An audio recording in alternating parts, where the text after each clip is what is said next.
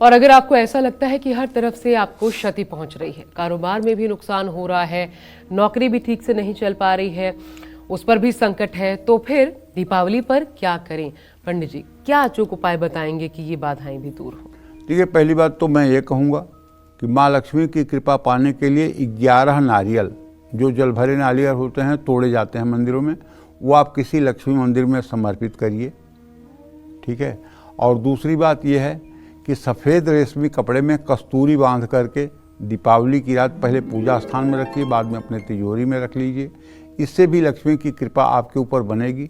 अगर हो सके तो लक्ष्मी की चरण पादुका चांदी की मिल जाए तो उस पर मलयागिर चंदन और केसर घिस करके लगा करके उसे अपने पूजा स्थान में स्थापित कर लीजिए। इससे भी धन वैभव की सुख शांति आपको मिलेगी। जय मां विंध्यवासिनी। दीपावली पर एक सवाल आपसे जरूर जानना चाहती हूँ। आप कई बार कहते हैं कि धन कमाना आसान है, लेकिन लक्ष्मी कमाना भले आसान है, उनको बनाए रखना बड़ा कठिन है।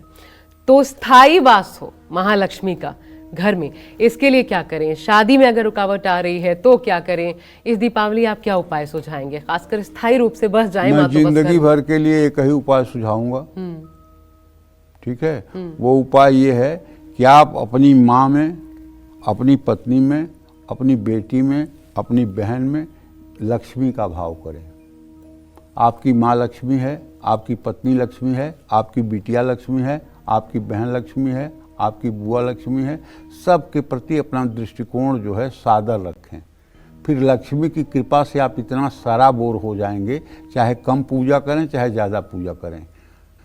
अगर ये 5 दूनी 10 हाथ आपके लिए रोज़ प्रार्थना करेंगे कि भैया का मेरे मंगल हो, तो दुनिया का कोई ग्रह ऐसा नहीं जो आपको प्रभावित कर दे।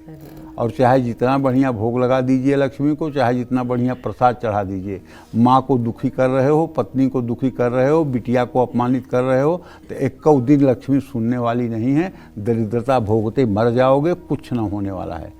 और श्रीमद् भागवत महापुराण के 3 स्कंद के 29वें अध्याय में कपिल भगवान कहते हैं माता देवहूति से कि जो लोग पत्थर की मूर्तियों को पूजते हैं और इंसान में, मनुष्यों में हम ईश्वर को नहीं देखते हैं, वो समझ लो कि राख में हवन कर रहे हैं। तो इसलिए सबसे पहले हमारी दृष्टि ये होनी चाहिए कि सब में भगवान है, सब में महालक्ष्मी है। दुनिया की जितनी स्त्रियां हैं सब महालक्ष्मी का ही स्वरूप हैं। विद्या समस्ता स्तव देवी भेदा, स्त्रियां समस्ता सकला जगत्सु, सारे जगत की स्त्रियों में वही माँ लक्ष्मी विराजमान है। ये भाव आपका बनते ही आपके ऊपर कुबेर मेहरबान हो जाएंगे, माँ लक्ष्मी की अद्वितीय कृपा बरसेगी और आप सुख संपदा से युक्त हो जाएंगे। उसके लिए कुछ चिंता की बात ही नहीं है। जय माँ विंध्यवासिनी।